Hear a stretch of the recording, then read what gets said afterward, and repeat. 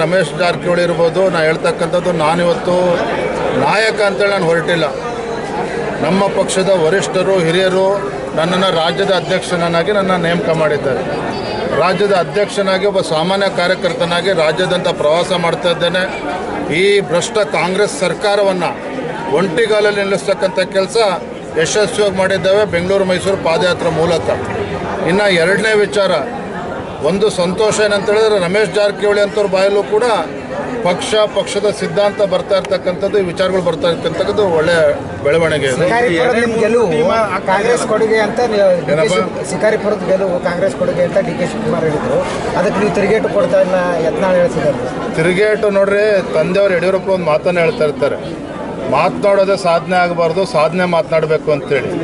ಏನು ಬೆಂಗಳೂರು ಇವ್ರದೇ ಸಾಮ್ರಾಜ್ಯ ಅಂತೇಳಿ ಬರಿತಾ ಇದ್ರು. ಬೆಂಗಳೂರು ಗ್ರಾಮೀಣ ಲೋಕಸಭಾ ಕ್ಷೇತ್ರದಲ್ಲಿ BJP ಬಾವುಟನ ಹಾರಿಸಿದ್ದೇವೆ.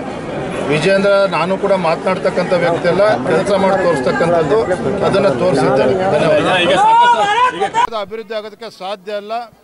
ಎಲ್ಲೋ ಒಂದು ಕಡೆ ಮುಖ್ಯಮಂತ್ರಿಗಳು ತಮ್ಮ ಕುರ್ಚಿ ಅಳ್ಳಾಡ್ತಾ ಇರ್ತಕ್ಕಂಥ ಸಂದರ್ಭದಲ್ಲಿ ತಮ್ಮ ಕುರ್ಚಿಯನ್ನು ಉಳಿಸ್ಕೊಳ್ಳೋದಕ್ಕೆ, ರಾಷ್ಟ್ರೀಯ ಕಾಂಗ್ರೆಸ್ ಪಕ್ಷದ ಅಧ್ಯಕ್ಷನ ಓಲೈಸೋದಕ್ಕೆ ಮಾಡಿರ್ತಕ್ಕಂಥದ್ದು ನಾಟಕ ಅನ್ನೋದು ನನ್ನ ಭಾವನೆ. ಇದನ್ನು ಮಾನ್ಯ ಡಿ ಕೆ ಶಿವಕುಮಾರ್ ಅವರು ಕೇಳಿ ಉತ್ತರ ಕೊಡ್ತಾರೆ. Thank you. D K Shivakumar ಅವರಿಗೆ, RV ದೇಶಪಾಂಡೆ ಅವರಿಗೆ, ಯಾರ್ಯಾರು ನಾನು ಮುಖ್ಯಮಂತ್ರಿ ಆಕಾಂಕ್ಷಿ, ನಾನು ಸೀನಿಯರ್ ಇದ್ದೇನೆ, ಜೂನಿಯರ್ ಇದ್ದೇನೆ ಅಂತೇಳಿ ಹೇಳಿಕೆಗಳನ್ನು ಕೊಡ್ತಾ ಇದ್ದಾರೆ. ಅವ್ರಿಗೆ ತಾವು ಈ ಪ್ರಶ್ನೆನ ಕೇಳಬೇಕು. ಅವ್ರು ಹೇಳಿರೋದು ಯಾರಿಗೂ ಹೇಳಕ್ಕೆ ಹೋಗ್ಬೇಡಿ. ಡಿ ಕೆ ಶಿವಕುಮಾರ್ ಅವ್ರ ಬಗ್ಗೆ ಹೇಳಿರೋದು ಎಲ್ಲೂ ಮಾತಾಡಕ್ಕೆ ಹೋಗ್ಬೇಡಿ. ಹೇಳೋಣ.